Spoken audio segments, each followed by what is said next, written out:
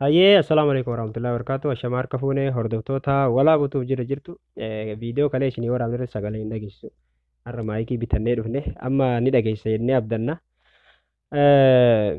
Har'a gaafii deebii chaalenjii waa'ee gaafii deebii goona isin bashannansiisaa isin bohaarsaa gaafii irraa barattan walumaan kolfaa gaafii wal gaggaafanne namni gaafii san deebisa jedhama kan hin deebisne immoo kun bishaan kana keessatti yoo xiqqaate daqiiqaa takka dandeetteetta. Sekondii muraasaaf bishaan kana keessatti mataa isaa gadi awwaalama.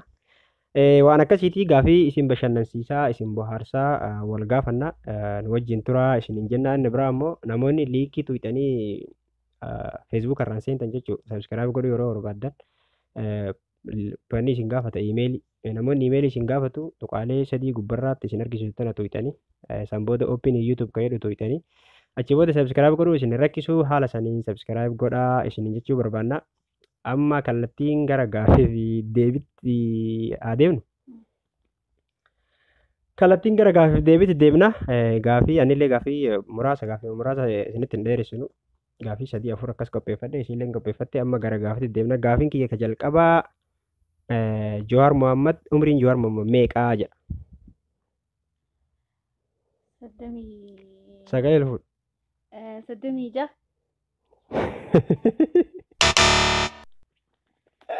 Umriin Jawaar Mohammad amma 34 gara 35 deemaa jira. Kanaafuu dhabdee jirti. As keessa galuu isii jechuudha.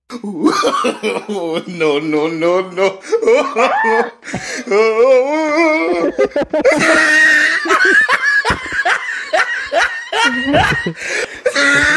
Gaafii. Tarii yoo anillee dhabeettillee akkasuma godhuu dandeetta waan ta'eef homaa yaadi. Sammaa hin dhageessoo. Hayyee umrii nabiyyi meeqa? Nabiyyoota kaasaa yoo? Googil irraa laachuu danda'a? Laantoo. Googil irraa laata? Dabdabin ta'u dab. Umriin abiyyoota kaasaa'ee gaafa hangoo qabattu meeqa? 43. Meeqa re? 44. No.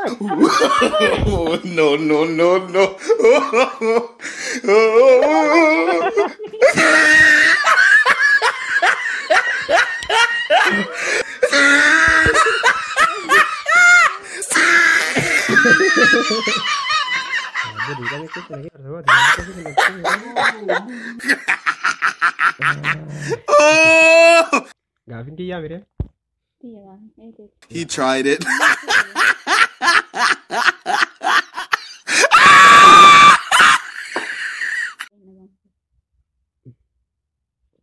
Rasuulli eessatti dhalatan jedha? Rasuulli Makka. Makkaadha argatteerta. Hayyeetti uffii gaafii kee. Okey gaafiin kiyya tokkoffaa. Abbaan Lammaffaa. Rasuulaa eessatti du'e? Gaafii lammaffaa tokkoffaa nahi. Lammaffaa abbaan Rasuulaa eessatti du'e? Abbaan Rasuulaa sallallahu alaihi wasallam Madiina. Argatte. Yes. Haya, ana. Okay. No. Umar ibnu Khattab yeroo umrii meeqaa amane? Yeroo umrii isaa meeqaa amane Umar ibnu Khattab? 26. Gruup irraa argitee? 26. La, gruup irraa argee bakka Gruuppii barumsaa keessa jirta. Maarree achirraa fuutee malee silaan deessituu hin beekan. Okey gaafii sadaffaa fi haadha No. maqaan ishee maal laaltata? Maal jette? Haadha Rasuulaa maqaan ishee Haadha Rasuulaa? Amina. tanaan durallee ol gaafanneerra gaafii san garuu. Okay. Amma gaafiin itti aanu kiyyaa mire? Gaafiin kiyya ka itti aanu maal jedha?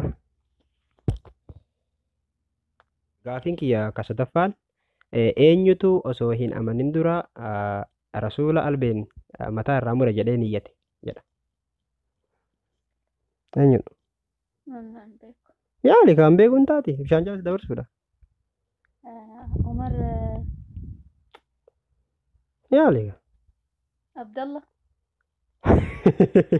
Kotte. Waa'ee weellisaa si gaafatanii beekaa. No, no, no, no.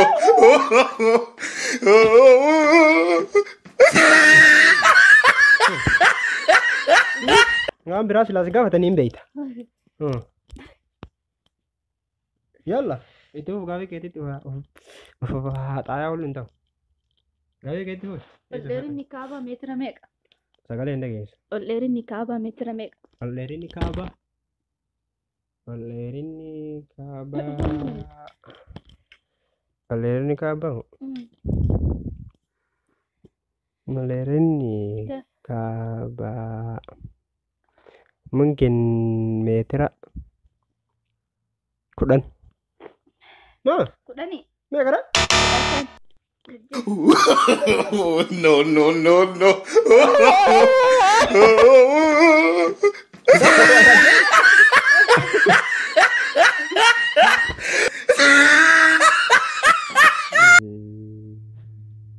Nah, labbo namni kan nama godhu? Ati yoo mana najii. Jaartii garaa qaba. Jaartii kana godhu jira. Gaafiin kiyyamma namni yeroo jalqabaatiif kaabaa gubbaa bahee azaane eenyu jedha? Araba keessa. Araba keessa maalii keessa si beekaa? Namni yeroo jalqabaatiif kaabaa gubbaa bahee azaane eenyudha? Araba keessa ta'e maalii keessa ta'e hin beeku faranjii ta'e. Garuu namni sun nama gurraacha. Namni sun nama gurraacha garuu. Nama gurraacha hin beektu? Bilaal. Anuma si deeyisa akkuma waan si deeyisa. Bilaal ibnu Rabah. Maarreef Araba uumamaa hin jechaa jirtu ana si deeyisa. Okay. Amma si gaafii? Abbaan Rasuulaa Isaas maqaan isaanii. Abbaan Rasuulaa Muhammad Abdallah ibnu Abdul Muttalib. Okay. Gaafiin kiyyaa miree? Dhuma loltuun Habashaa kan Hamza ajjeese eenyu jedha? Kan Hamza ajjeese. Kan Hamza ajjeese. Qureesh.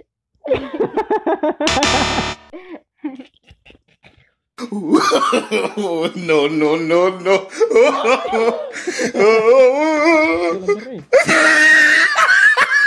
Abshir.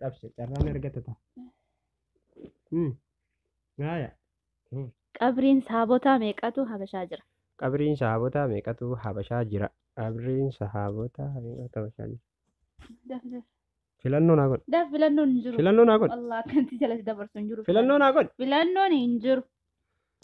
Qabriin sahabotaa 10. 10 hin bulin jechuudha. Tried it.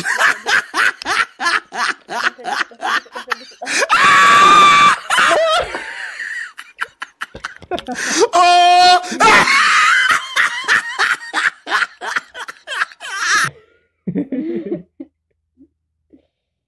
Hordoftoota walaa butuuf hagana isin bobbaharsaa isin waliin kokofolchaa gaafilee nama bobbarsiisan jennee yaadne wal gaggaafachaa turre.